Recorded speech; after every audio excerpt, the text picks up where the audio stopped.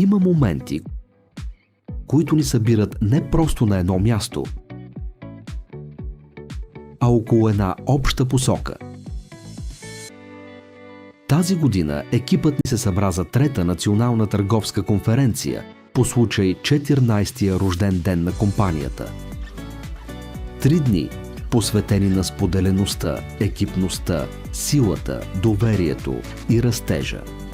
Под мотото «Растем заедно» започнахме едно преживяване, което ни напомни колко силни можем да бъдем, когато гледаме в една посока и си имаме доверие. Конферентният ден постави фокус върху най-важното – хората, резултатите и бъдещето.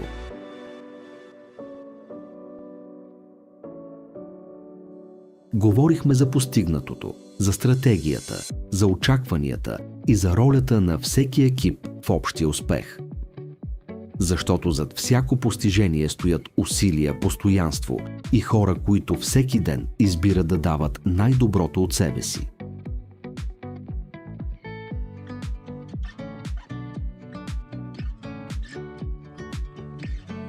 В рамките на програмата споделихме опит, идеи и решения по темите, които оформят развитието ни.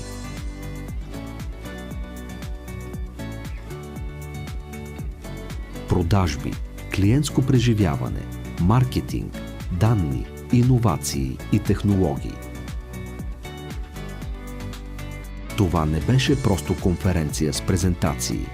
Беше среща на гледни точки, знания и амбиция.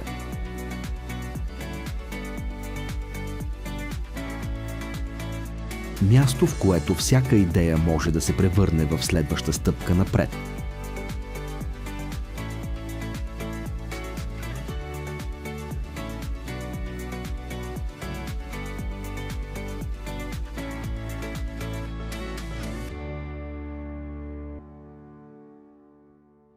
Тази година конференцията беше още по-специална, защото заедно отбелязахме 14 години Viva Credit, а най-голямата ни сила остават хората.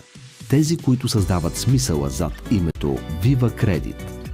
Продължаваме напред с нова енергия, нови идеи, сила и увереност.